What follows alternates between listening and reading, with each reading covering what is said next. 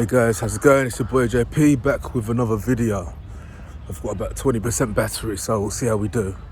So in today's video, I want to talk about how to guarantee success in sales.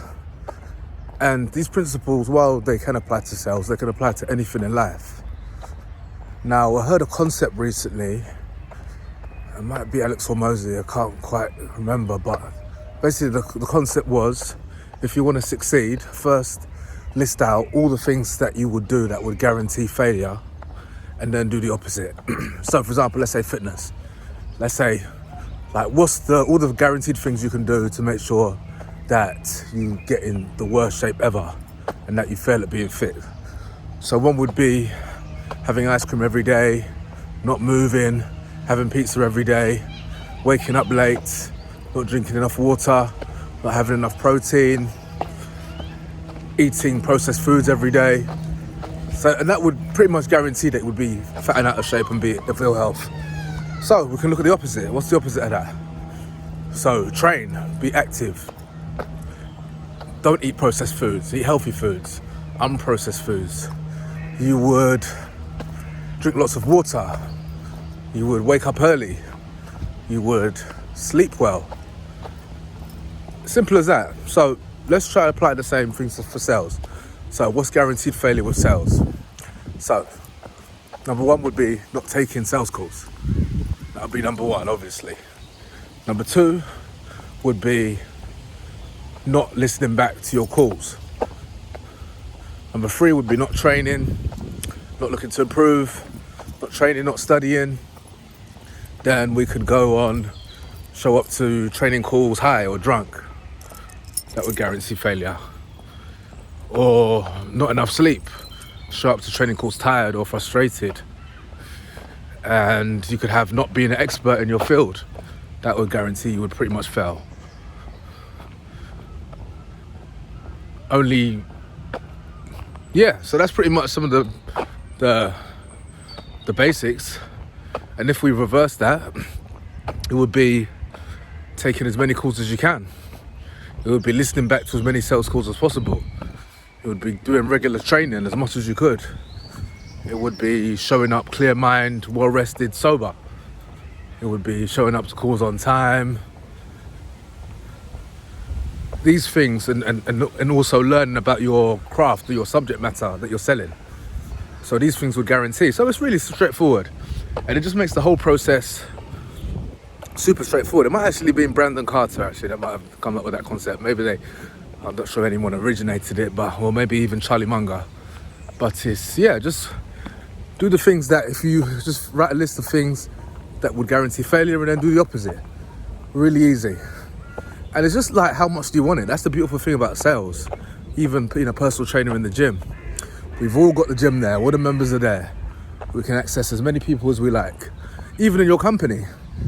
You might have leads on your calendar, but let's say you don't have leads on your calendar. I'm sure there's leads in the database. I'm sure your influencer or boss man will be very happy for you to be calling out those leads if you wanted to. I know a lot of you will think that's beneath you to be setting calls, because typically the progression of a high ticket closer is you do set in and then you get to the level where you become a closer. And some people only have calls set on their calendar, but if you're really hungry, you've got those times available in the calendar, why can't you do some setting? Why can't you set some extra deals for yourself? Follow up. It's really about the grind. How much do you want it? How much do you want to change your life right now? How much do you want to change your situation? If you're not happy where you are, then sales is the perfect arena to change that. And that's the beautiful thing. This is not get quick rich. It's not a get quick rich scheme. So I'm sure every sales job I've been in, even personal training, the amount of turnover is disgusting. Sales is not one of those things typically where you're going to find a man that's been in the same job for 30, 40 years. For example, my dad he was winning awards for the longest ever in his organization. Like, there's some organizations where it's standard for you to work for 20, 30, 40 years, you can do it. But sales is not that.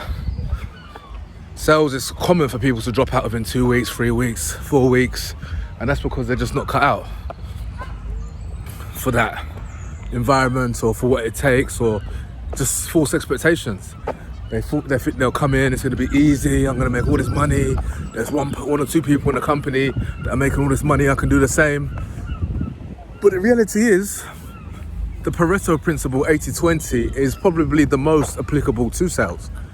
So 80% of people making 20% of the money, 80% of people making 20% of the sales.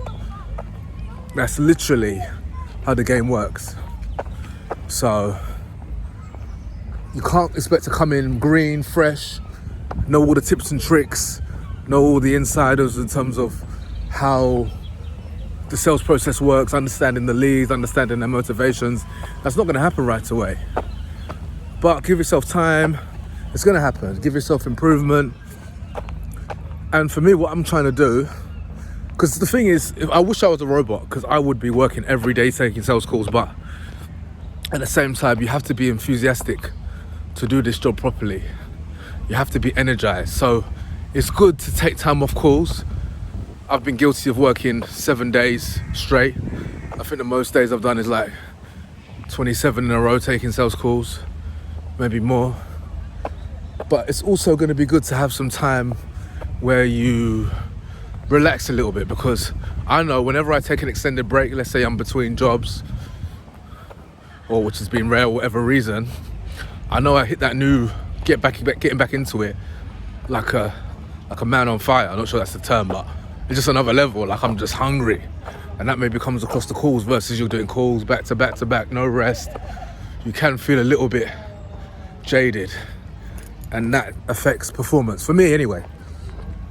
So you want to be able to unwind, and I guess for me that's part of the reason why I'm heading overseas again, because London, I don't know, not really for me socially, not my favourite environment to be in. So I haven't been hitting that balance. I think getting that perfect balance is the times you're off, you're rejuvenating yourself, you get yourself energized, you're able to switch off, because as per my coach, you can't, it's like football. Let's say every day you're playing Champions League football, you'd be drained physically, mentally, and sales is like a high performance sport. You're leading people to transform lives. You're taking on lots of emotional baggage.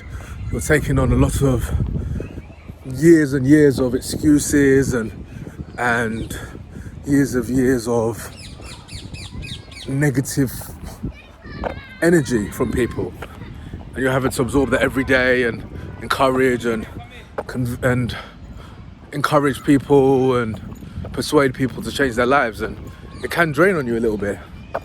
So it's good to take some time off at the same time. But if you're every day watching Netflix, during working hours you're jerking off, as Tate would say. But if you're doing what you shouldn't be doing on social media, TikTok, when you've got leads to be calling, then if you're not making the money you want, then you're the only one to blame. But as I said, as I start the call, or to start this video, if you're doing all the things you know you should be doing, you're gonna make the money eventually. It'll be impossible for you not to, because you've already figured out what would guarantee success. So I'm still on my journey, but here I am documenting my process. You'll know when I'm making the big bucks. I'll share that humbly. But for me, it's development journey still. I'm improving. I've got my coach. I've got my coaching session 2 times a week where my coach will listen to my calls. But I'm doing the basics. Training in the gym 4 days a week, at least. Trying to eat right. Doing my studying. Doing role plays, doing sales training. I'm linking up with other salespeople. We're putting our minds together, brainstorming ways to sell more, sell better. And I know if I keep doing these things, there's no way failure can happen. It's just gonna be building and building, building block and building block, improving skills. And as they say, average people practice until they can get it right, and exceptional people, the real masters, practice until they can't get it wrong. So that's the level we need to get to. All right, thanks for watching. Catch you on the next one.